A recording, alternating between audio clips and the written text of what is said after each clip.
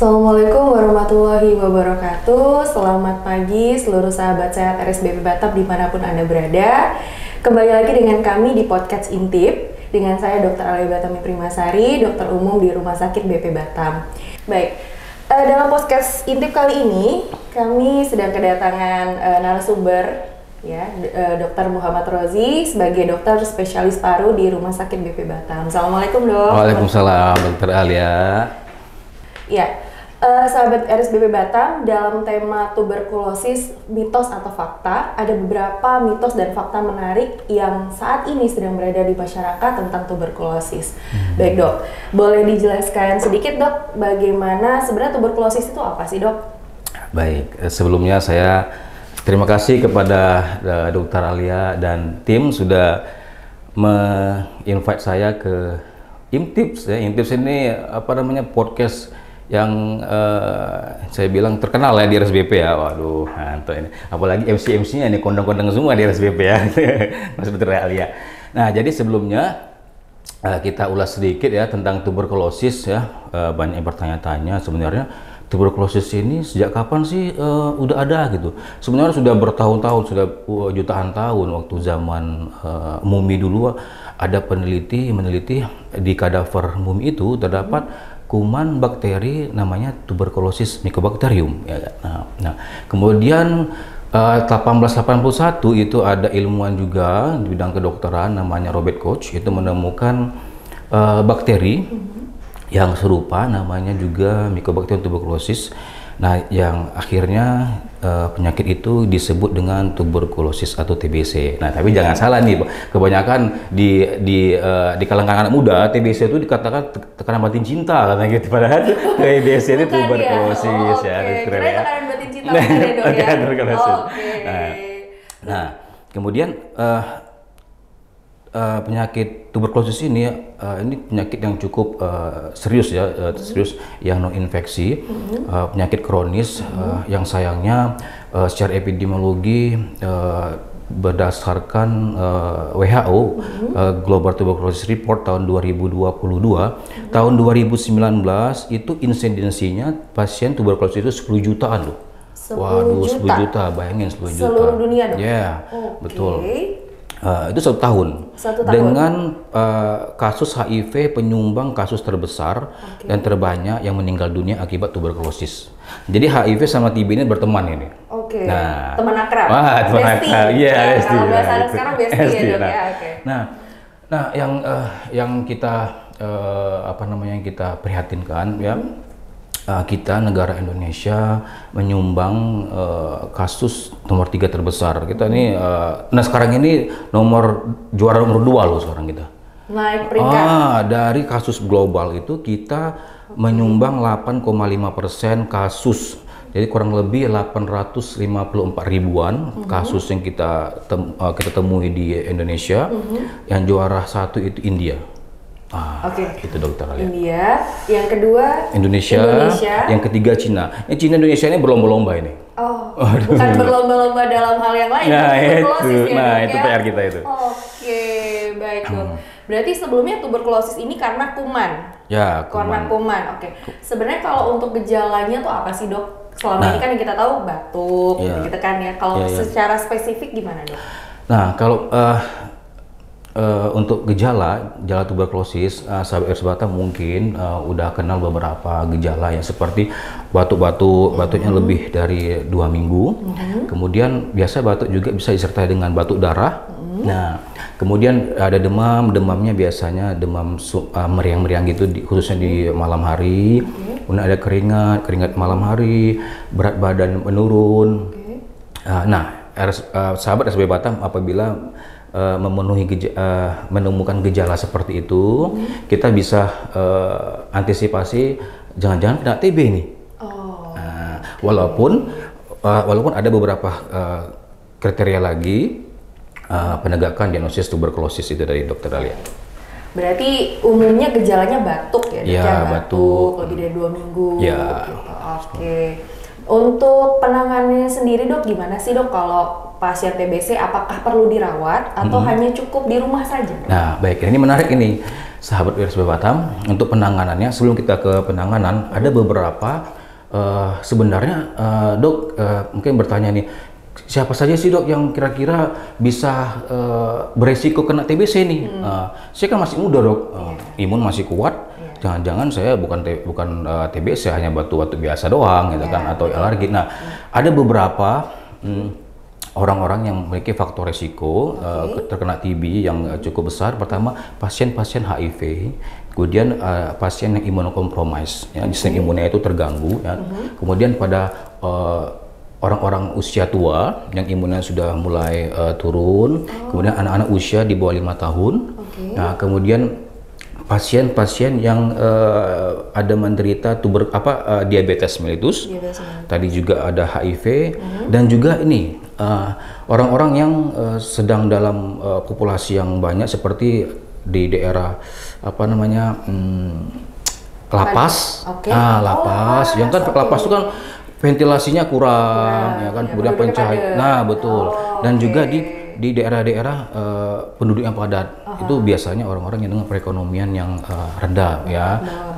Mungkin itu beberapa faktor yang beresiko memiliki potensi gejala. Nah, kemudian apa aja sih, gimana sih cara menanganinya? Nah, sebelum penanganan pasti kita harus mendiagnosisnya dulu, ya kan? Nah, apabila kita teman-teman sahabat RSB Batam nih, warga Batam yang memiliki gejala-gejala tadi, ya kan, boleh silakan datang ke Poli Paru di RSBP, nanti kita bincang-bincang, ya, kita bincang-bincang, setelah itu kita lakukan pemeriksaan. Nah, sebelum kita treatment, kita akan lakukan pemeriksaan. Nah, kalau pada pasien diduga TB, itu kita periksa pasti batuknya, karena penularan itu melalui droplet, ya. Ketika kita batuk atau kita bersin, itu mengeluarkan kuman banyak. Nah itu ya cara transmisi atau infeksinya dari si penderita ke orang. Nah itu cara penularannya. Pemeriksaannya melalui sputum tadi, nanti kita cek apakah ada kuman Mycobacterium tuberculosa di dahak tersebut, gitu. Kemudian nanti kita tambah lagi dengan pemeriksaan penunjang dokter Alia, dengan ronsen dada. Nanti kita lihat apakah di situ ada lesi-lesi yang kita curigai ada gambaran TBC. Nanti banyak ada gambaran awannya, ada gambaran kavitasnya, itu kita bisa curigai TBC, ditambah dengan tadi pemeriksaan sputum atau dahak yang membuktikan bahwasanya ada kuman di sampel dahak tadi dokter Alia. Gitu. Nah menarik ini ya sahabat RSBP Batam, jadi kalau memang punya gejala batuk udah lebih dari 2 minggu, apalagi kalau sampai ada batuk darah, nah silakan datang ke Poliklinik Paru di Rumah Sakit BP Batam, nanti bertemu dengan Dokter Rozi ya dok ya.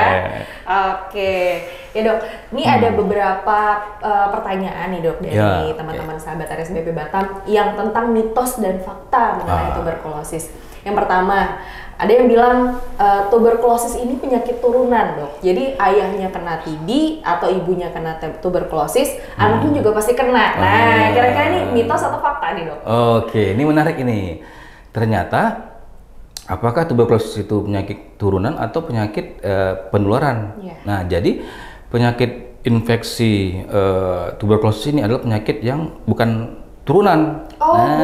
Bukan turunan. Berarti mitos ya? Ya, itu mitos ya. Karena kan penularannya melalui infeksi.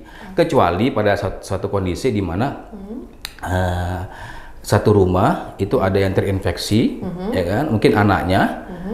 Nah, kita bisa khawatir nih, kita screening. Jangan-jangan penularannya dari rumah tersebut. Nah, bisa jadi. Jadi harus begitu ada yang positif di rumah, satu rumah, kita harus screening atau kita periksa semua anggota keluarga. Jangan-jangan anak yang tertular ini dari bapaknya, jadi kita harus cek semuanya. Berarti gitu. Keseluruhan ya. Jadi kalau ternyata ketemu satu pasien harus dicek satu rumah. Betul. Makanya selama ini terkesan seperti keturunan karena anaknya kena ternyata nah itu betul ya. Iya. Oke, pertanyaan kedua nih dok. Tuberkulosis karena merokok Nah, jadi beberapa pasien di IGD curcol lah dok. Jadi kalau udah dibilang bapak, ibu terkena tuberkulosis, hasilnya begini, itu pasti banyak yang menyangkal, saya nggak perokok kok dok. Saya nggak pernah ngerokok, atau yang perokok kan suami saya, karena saya yang kena. Nah, itu benar nggak sih dok? Mitos atau? Nah, jadi tadi yang saya sampaikan, tuberkulosis itu adalah penyakit infeksi kronis ya pada pasien penderita TBC. Namun ada beberapa hal yang perlu diperhatikan. Tadi salah satunya faktor risiko. Faktor risiko. Nah, pada perokok ini kan mereka memiliki faktor risiko. Begitu merokok pasti mengganggu sistem imun ya, sistem imun. Khususnya kan, khususnya ini yang menarik ini kita bicara tentang paru. Paru itu jadi sahabat Ers Batam, paru itu merupakan organ, salah satunya organ yang berinteraksi dengan dunia luar, Dokter Alia. Nah, ya kan? Kenapa? Karena paru-paru, kita menggunakan paru-paru itu untuk menghirup udara dan mengeluarkan hasil metabolisme dalam bentuk CO2 kan. Nah, jadi begitu ada polusi, begitu ada infeksi, dia pasti ketemu dulu sama paru ya kan gitu. Nah, jadi pada pasien perokok, pada orang perokok, sebenarnya sih ada faktor risiko rentan karena dengan yang merokok pasti menurunkan sistem imun, khususnya di cabang-cabang bronkus di paru. Bisa saja mereka bisa kena TB gitu, tapi tidak menonton kena TB.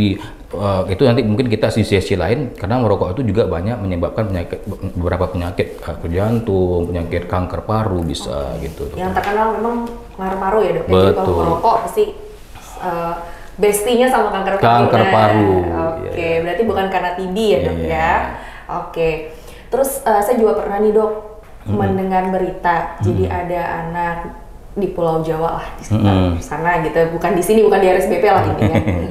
Ada anak yang terkena TB karena sering dicium gitu, dicium sama keluarganya lah, sama kakek neneknya, sama tantenya, atau bahkan sama orang yang lewat. Lucu namanya anak kecil ya dok ya.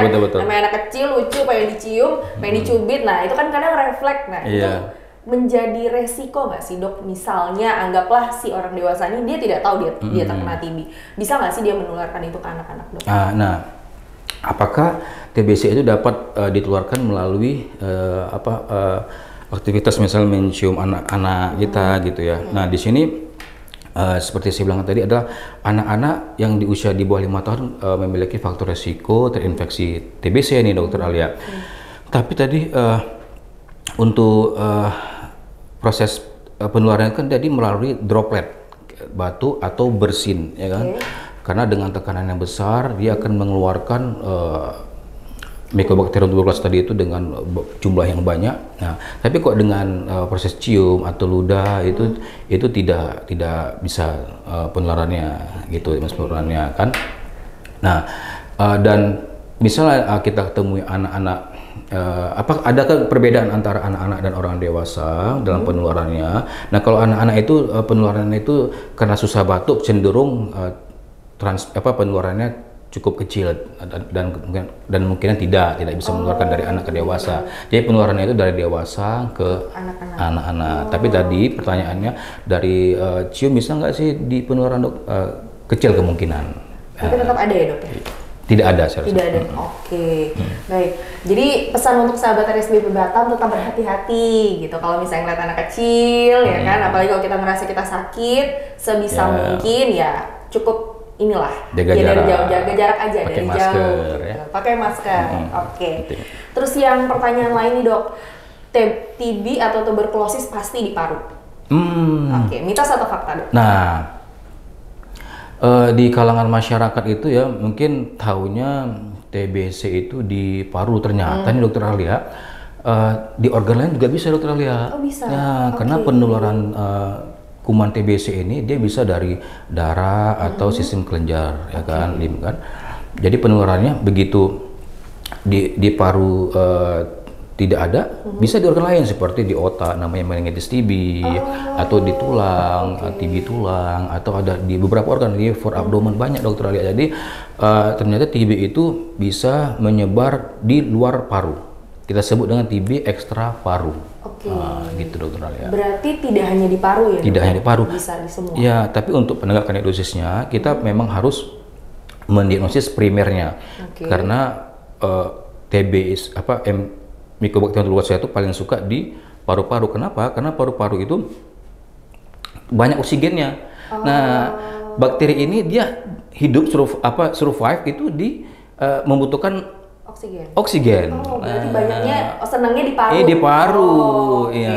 Tapi kalau emang nggak ke paru ya udah yang lain aja. Iya. Baik. Pertanyaan selanjutnya nih dok. Yang sering ditanyakan lah biasanya ke pasien, dok kalau saya udah kena TB bisa nggak sih dok saya sembuh? Terus kalau saya sembuh bisa nggak sih dok kambuh lagi? Ini. Nah, jadi Dokter Alia ini pada pasien yang sudah terdiagnosis TBC ini sahabat Batam jangan kecil hati, jangan kecil hati. Pasien tuberkulosis itu dijamin bisa sembuh ya, pemirsa, bisa sembuh asalkan harus minum obat yang sesuai anjuran dokter dan tidak boleh putus obat karena memang di stigma masyarakat ini pengobatan TBC itu kok lama banget nih dok gitu kan. Saya kan bosen dok gitu kan. Betul. Memang pengobatan itu minimal 6 bulan ya kan. Memang cukup cukup lama dan memang harus butuh kesabaran, tapi jangan kecil hati karena TBC ini bisa sembuh dokter Alia, pasti bisa sembuh. Nah, bagaimana kalau misalnya saya sembuh nih dok, kira-kira bisa nggak tertular lagi? Ternyata beberapa kasus bisa, jadi namanya TB relapse atau TB kambuh bisa. Kemudian ada juga pasien-pasien TBC gagal pengobatan. Nah ini yang kita khawatirkan, gagal pengobatan itu dikarenakan pasien-pasien TBC ini merasa di saat-saat pengobatan sudah sembuh gejala saya nih dok, saya sudah sembuh, saya berhentikan. Nah ini yang bahayanya, itu yang bahaya dokter Lia. Bahayanya kalau pasien self diagnostik dia atau dia udah merasa sudah sembuh ya diberhentikannya. Nah ini bahayanya kalau seandainya diberhentikan dia berpotensi menyebabkan kebal obat TBC. Nah ada namanya TBC kebal obat. Nah ini bahayanya TBC kebal obat itu namanya kebal obat. Berarti semua obat yang obat TBC itu agak susah pengobatannya jadinya.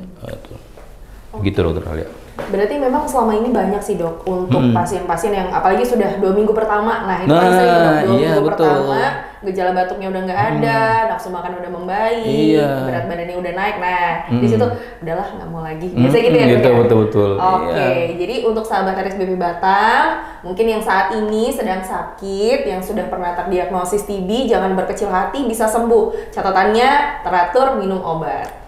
Oke, dok. Pertanyaan ini pertanyaan yang pertanyaan terakhir ya. Katanya sih nggak terasa ya? Nggak terasa ya, udah mau selesai ya. Iya, timnya udah ngasih kode nih timnya. Oke, pertanyaan terakhir nih dok. Apakah TB itu kalau dibilang dulu ini pasti sakitnya orang, mohon maaf, ekonomi menengah ke bawah. Bisa nggak sih dok ini menjangkit seluruh orang dari beberapa kalangan ekonomi seperti itu dok? Oke, nah ini sebenarnya TBC itu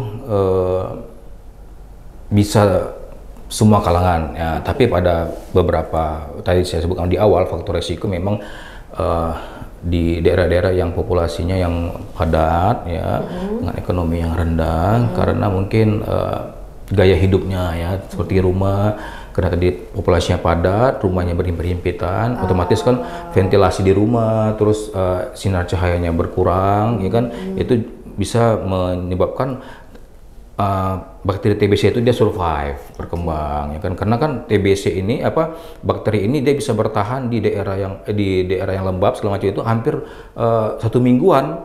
Iya, 1 mingguan. Oke. Nah, bisa hidup dia. Wah, saya senang hidup di daerah-daerah yang lembab segala macam, gelap itu. Nah, makanya di situ beberapa penelitian memang menyebutkan di populasi yang padat dengan daerah-daerah yang lembab segala macam itu lebih beresiko besar dokter Alia terkena TBC gitu.